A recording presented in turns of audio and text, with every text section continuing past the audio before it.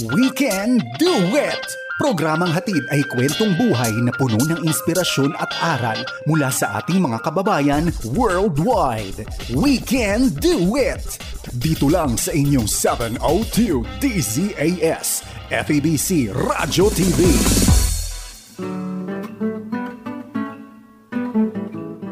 Ito po ang programang We Can Do It na papakinggan sa FEBC Radio TV sa Facebook at YouTube channel ng 702 DZAS Radio TV. Gayon din sa channel 185 sa GCTV. Tuwing linggo alas 6:30 ng umaga hanggang alas 7. Pero ngayon po nagkakarinigan tayo ng alas 6:30 ng gabi. Dito nga po sa DZAS. Kamusta po kayo? Kami po ang inyong mga kasama. Maru Cepeda Javier. At ito naman po si Jonathan Mortisa.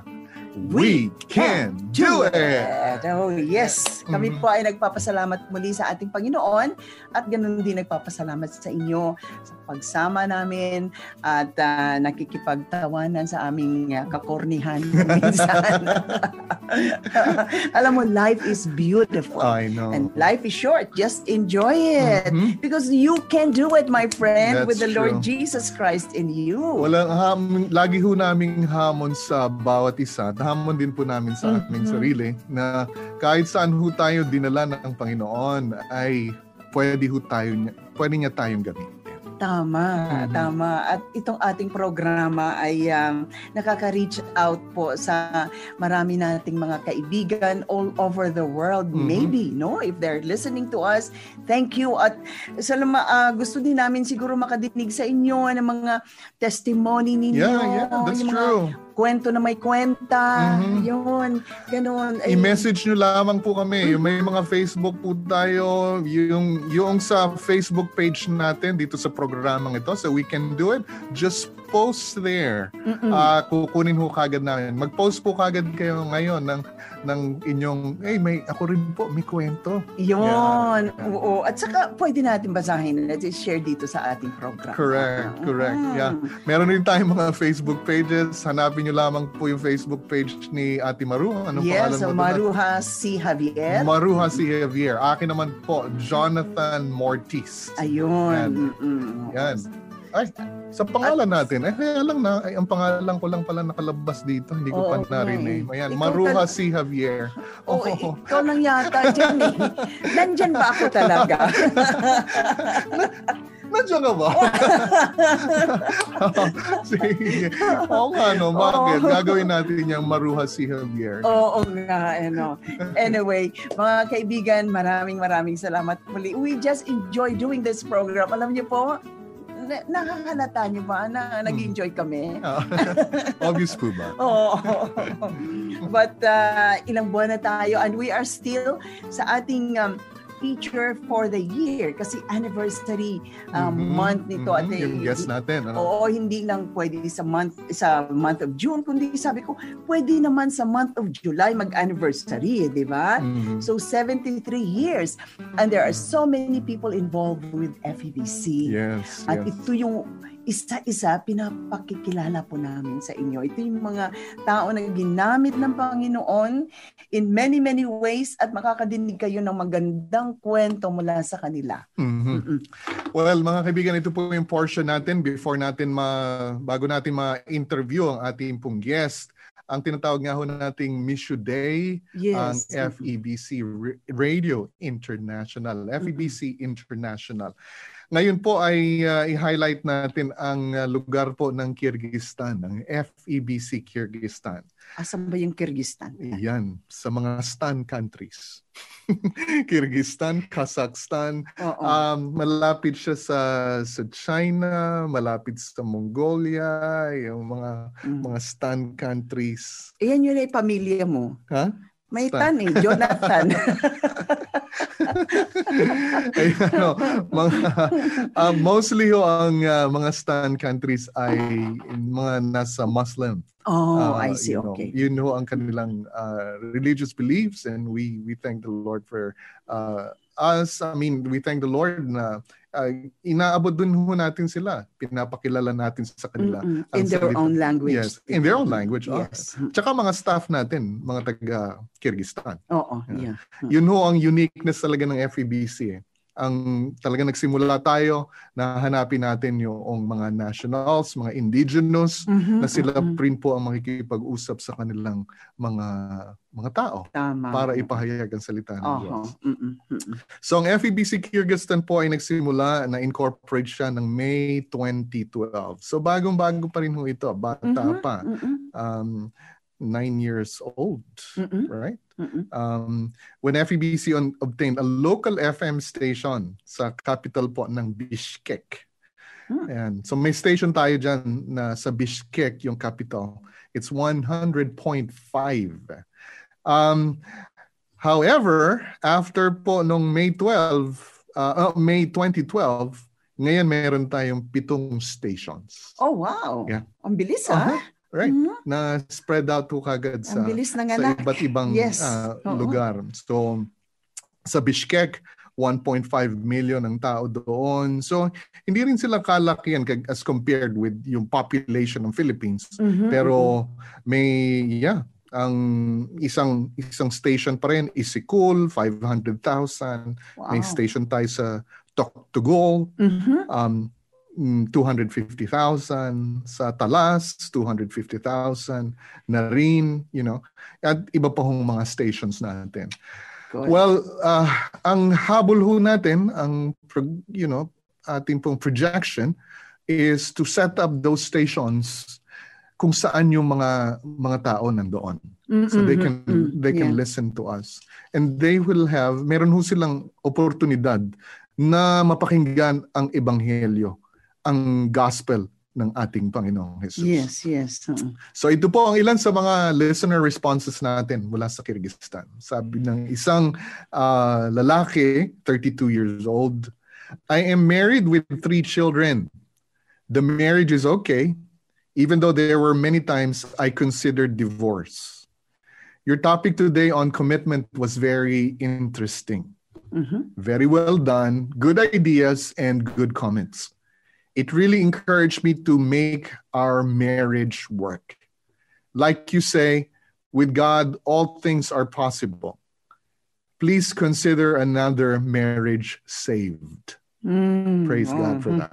Keep on broadcasting the good news of God's salvation. Amen. Yes. Alam mo ninyo, sa isang sulat na yan, sa buhay ng isang tao, ay nagpapasalamat po tayo. Alam ko, kayo po ay pinagpala rin doon ho sa buhay ng ating kapatiran na ito. May isa pa, Timaru, isang babae naman, 42 years old, sabi niya, I suffer a lot due to my irritating personality. So madaling magalit. Okay? Yung kalaban ng mundo. Wow. So hindi lamang ho sa Pilipinas may mga taong ganyan. Ganun. Ito ho'y tao. Talagay ko palagi na kasi mangot. It's human nature. That's true. Kung wala ang Panginoon sa atin, ganito ang mangyayari. Kung yun ang outlook na isang tao, hindi talaga nakakilala sa Panginoon. Kasi tsaka magiging negative, Yes. Kaaway mo, Sabi niya, I hate myself for it all the time. Yes, I have tried to change again and again. Unfortunately, no success. Listening to your broadcast today, I finally felt hopeful. So meron na siyang pag-asa. San galing yung pag-asa niya? Siyempre sa ating Panginoong Jesus na laging nagbibigay ng pag-asa. I think I now understand that I need to rely on God rather than myself. I'm committing myself to trusting in God and allowing Him to change me from within. It is a real hope for me. Yeah. Amen. Wow. Pag-asa. Yeah. Kanina ang marriage na ligtas ang kanilang pagsasamahan, kanilang marriage vow. Ngayon naman po, pangatlo, isang lalaki, 57 years old. Ganito rin. Galit din sa mundo. Galit sa mundo. I had a real anger problem. So much so that some blood vessels in my head burst. Oh. Wow. Matindi yung galit. Wow. This eventually made me almost blind. My family could not handle me and left. I became suicidal. Well, I found out that there is a God. He has a plan for me. Your broadcast had a lot to do with that realization. I listen every day to your station and keep growing in faith and strength. Isang lalaki, 57 years old, sa Kyrgyzstan. Mga kaibigan, tatlo lamang po ito sa hindi na ho nating mabilang ng mga tao na naabot po ng ministeryo ng Far East Broadcasting Company. Hindi ho natin tinataas ang ministeryo ng FEBC. Ang tinataas po natin ang pangalan po ng ating Panginoong Hesus. Kasi sa Kanya po ang mission na ito. Kaya natin tinatawag na lagi natin sinasabi, Mission Day, God's mission.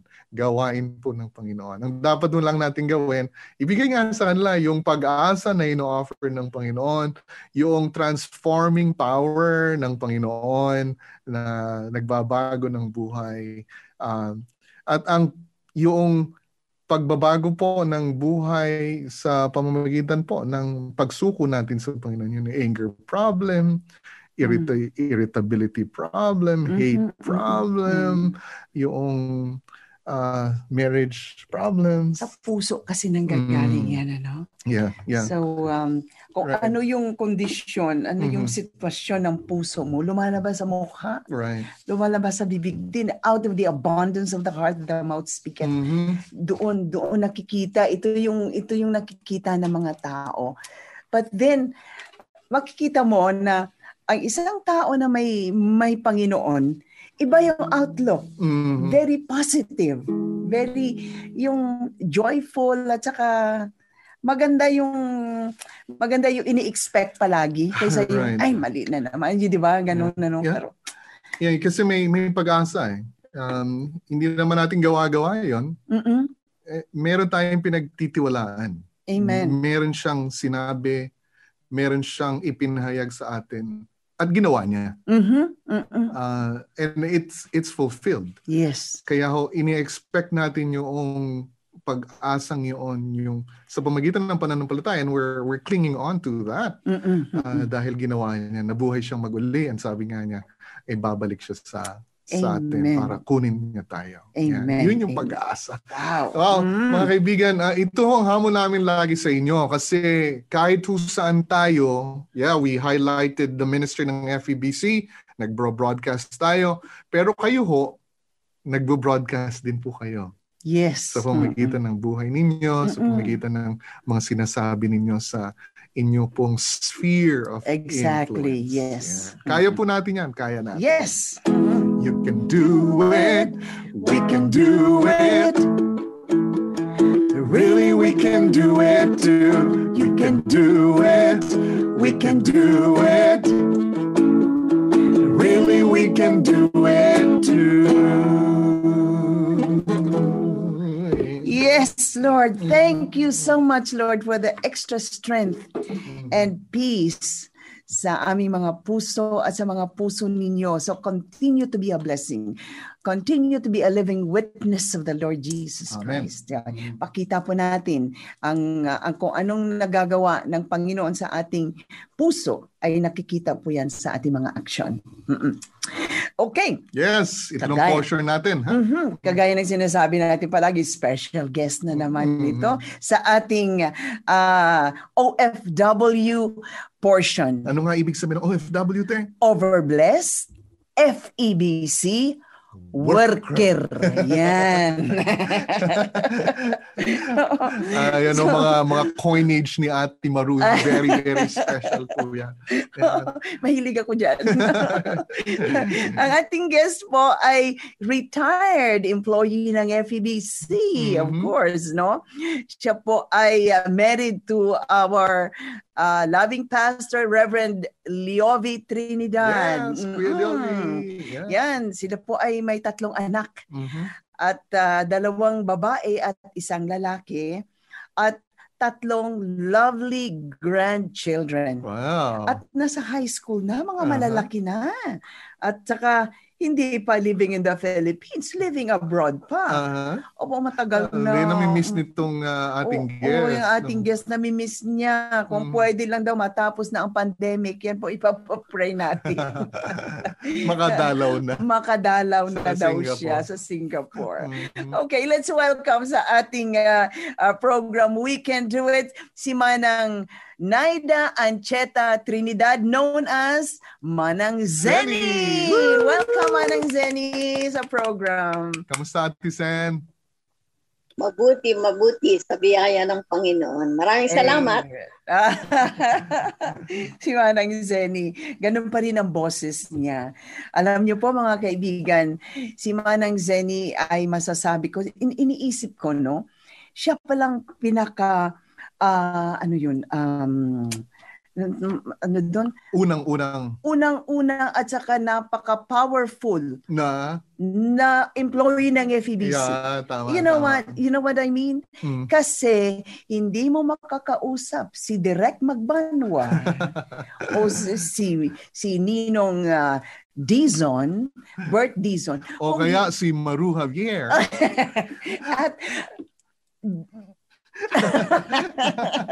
At ang mga mortises kung hindi po dadaan sa kanya. Kasi si Manang Zenny po ay isang telephone operator ng FEBC. Kaya pag dial ninyo ay yon ang boses na inyong madidinig. Right. So, Manang Zenny, alam mo pa ba ang phone number ng FEBC noon? Oo naman. Makakalimutan ba yun? Ano ka ang phone number, Manang? 356511. Oh, 356511. Nako, Karuhatan, Valenzuela. At isa pa tayong operator din noon, ano? Sino ngayon, Manang Zen, in the morning? In the morning, Oo. ang unang-unang naging kasama ko si Melly Dizon. Yun yung sinasabing FEBC, good afternoon. Ganon. It's so fun. enjoy kami noon. Kaya kung minsan gusto lang namin madinig ang boses ni Manang Mel, ay talagang tumatawag kami just to hear that. And it's so unique yung kanyang pag-answer. So, Manang Zenny, ilang years ka trabaho sa FEBC? 28 years. Wow. 28 years. 28 years. Oh boy. Yes. Ikaw Tan, ilang taon ka na nag-work sa FEBC? Would you know? 30 na ako, 30 plus. 30? Wow. Yeah. Wow, 28 si Manang 30. So pag-retire mo, naku, ang dami pa. Nagsimula ako, I was 10 years old.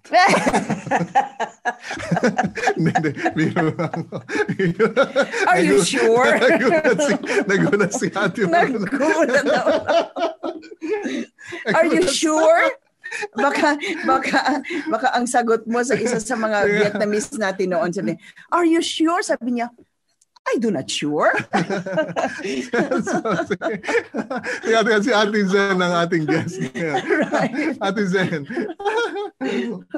Manang Zenny, gusto namin malaman paano kayo nakapasok sa FEBC? Paano ako nakapasok sa FEBC? Tulad ng nabanggit ko nga sa iyo, bago ako napasok sa FEBC listener ako ng FEBC. Tingnan mo nga. Shortwave. Okay. Shortwave, yung Christian radio. Malaking bagay yun. Lalo na sa mga unreachable na mga places. I was one of those. Saan yung lugar niyo, Manang? Naging source ko ng research and messages, biblical messages. Kaya saang lugar kayo, Ate Zen, nung time na yon? Sa Antique. Antique. Oo. Diyan din Sa Kaluya, diyan din ang Antique. tatay ko. Malapit yun sa Boracay. Mhm. Talaga? So meron hong PM radio kayong natanggap? O paano kayo nakakapakinig sa FEBC? Sa shortwave, oo. Nadatnan ko na yung radio doon. Nadatnan nyo na. Mayroon na. ng may nagkaroon ng radyo doon sa kanila. Opo. Okay. Tapos pagkatapos noon, kasi sa aking pag-iisa, nakikinig ako. Nadama ko dito, sabi nga ang banal na espiritu ng Panginoon, nagsasabi sa ating espiritu na ikaw ay anak ng Diyos. Okay. Narinig ko sa puso ko na someday magtatrabaho ka dyan. Napag-ganon ako sa sarili ko, nag-iisip, paano? Kung nagulat talaga ako. That was 1968. Wow. Mm-hmm. Wow. And then, papaano, from Antique, you went to Manila? No. Hindi ko alam na yung aking boyfriend papapunta pagtatrabaho dyan. Aha. It was At ang boyfriend ko si Manong Leovi Trinidad. 1968 siya. 1968 siya napunta dyan. Nagtrabaho siya. Siya ang naging, at saka isa pa, naging representative siya. He traveled a lot sa Philippines.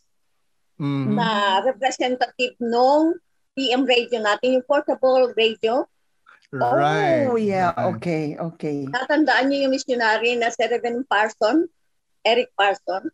Oh, yes. Oo. Yun ang kasama niyo. Oh. Yeah. May na-interview po rin tayo nakasama ni Kuya Leovi. Si Leia Aragon, na ni-mention niya ang PM radio. So yung PM radio, Ate Sen, going back to my question kanina, yung ba ang pinapakinggan niyo sa Antique is PM radio na or ibang radio unit yun? No, PM radio. The first PM radio. Wow. Oh, wow. Mm-hmm. Tapos nagpunta si Manong Leovi po doon. Bateryang maliliit ang ginagamit doon. Okay. Oo. Tapos nagpunta si Manong Leovi. Nag-join siya dyan sa FEBC. Oo. Sasabi ko ang Panginoon tinawag siya sa Far East Broadcasting Company. Pag-boyfriend na kami. Nagulat din ako. Oo. So, nung nagpumunta na kayo ng Maynila, mag-asawa na kayo noon?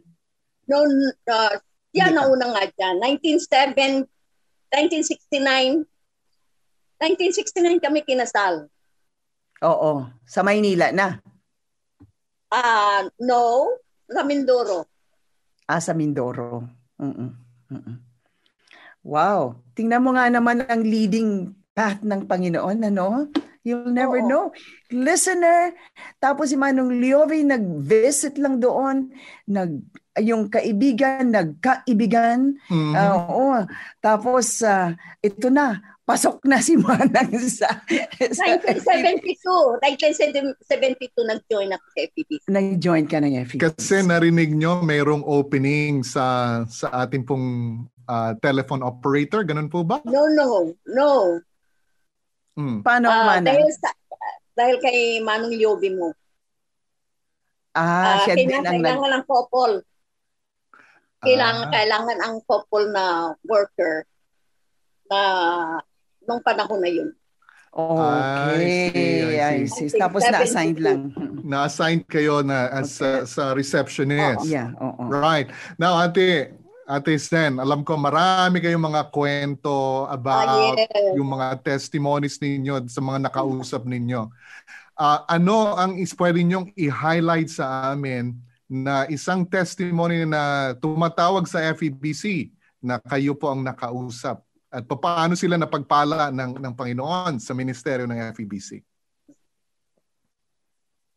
Ganito yon. Kaya nang tumawag si Maru sa akin at nagkikwentuhan kami tungkol dyan, sabi ko, overflowing ang marami. Pero ang hindi ko makalimutan kasi panahon ngayon na parang we are celebrating the 73rd anniversary ng Far East Broadcasting Company, yes. diba?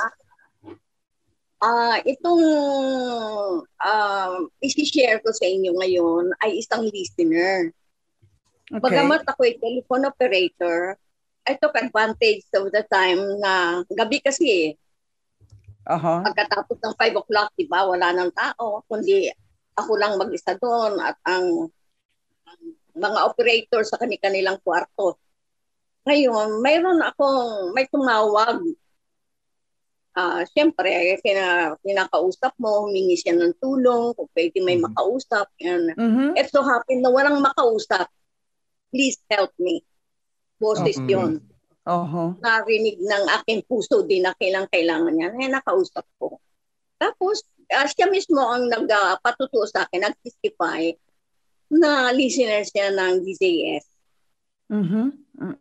Tapos, ang sabi niya sa akin, ang radio ng DZS, ang kasama lang niya sa kwarto. Maraming na-bless siya. And it so happened na liwanagan siya what life is and the more na ang pag-ibig ng Diyos. Ngayon, it happens to make the story short, ang sabi ko sa kanya, ma'am, alam nyo, anniversary namin sa next Saturday. Kasi every Saturday, first week of June, di ba? Okay, yes. Sabi ko, alam mo, pwede kayong mag-join, pwede kayong mag-share ng testimony niyo and all that. Sabi niya, alam mo, anak Seni, sabi niya ngayon sa akin, hindi ako pwedeng pumunta dyan kasi hindi na ako nakakalakad. Yung gano'n sa akin. Ganun po ba? Sabi ko. Ngayon, nagkataon, to make the story shorter, nagkataon na sabi niya sa akin, ang sabi niya sa akin, pwede bang maipasundo kita? Okay. Sabi, maipasundo kita dyan, sabi niya. Okay. Kasi bedridden ako. Sinabi niya bedridden. The more na nagsalita ang Panginoon sa akin, as a minister myself, ay sabi ko, may kita pangangailangan. Tapos, sabi ko, ma'am, hindi ako pwede basta-basta makapunta dyan. Sabi ko, kailangan magpaalam ako. At ngayon nga, ganun nga ang ginawa niya. Tinawagan niya si Director Fred Magmanwa. Kung maaari, sunduin ako. Okay. Tapos, tinawagan ako ni Manong Fred. Sabi niya, Steny, may susundo sa iyo dyan and all that.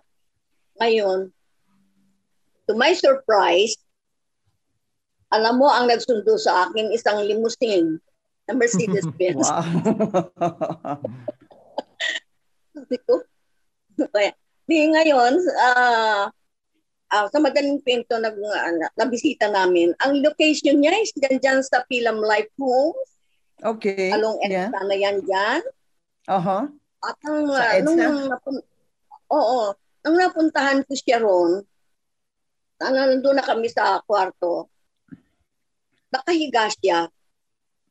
Tapos, siyempre, nagkwentuhan, tapos tinuro niya sa akin yung radio sa parang headboard ng kanyang kama. Fully aircon yung kama. Tapos, inintroduce niya yung sarili niya sa akin.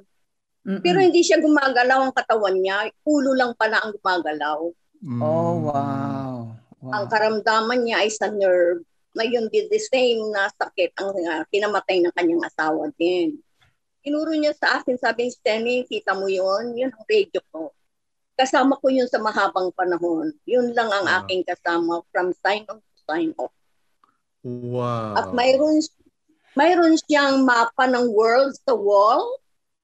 Sabi niya, alam mo, sabi niya, I have been to those places, sabi niya, around the world to look for the cure of my illness, sabi niya. Pero wala ako nasumpungan.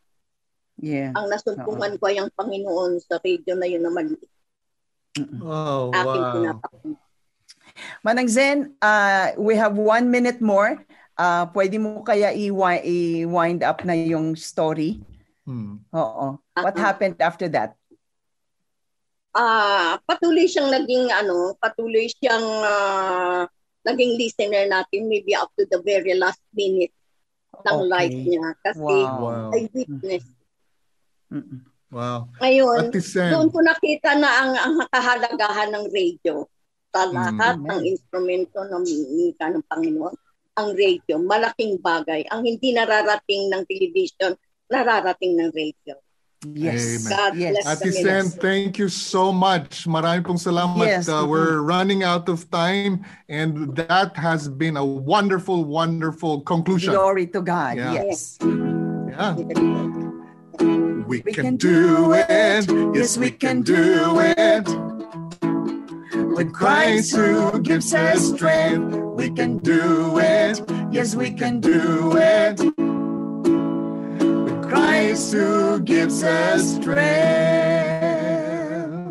Maraming salamat mga kaibigan sa inyong pagsama sa amin sa ating program We Can Do It, at ito ay napapakinggan sa FEBC Radio TV at napapanood sa Facebook Live at YouTube channel 46702 DZAS FEBC Radio TV at gayon din sa channel 185 sa GCTV.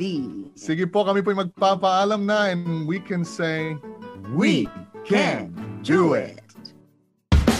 Inyong narinig ang We Can Do It dito lamang sa inyong 702 DZAS FEBC Radio TV, agapay ng sambayanan.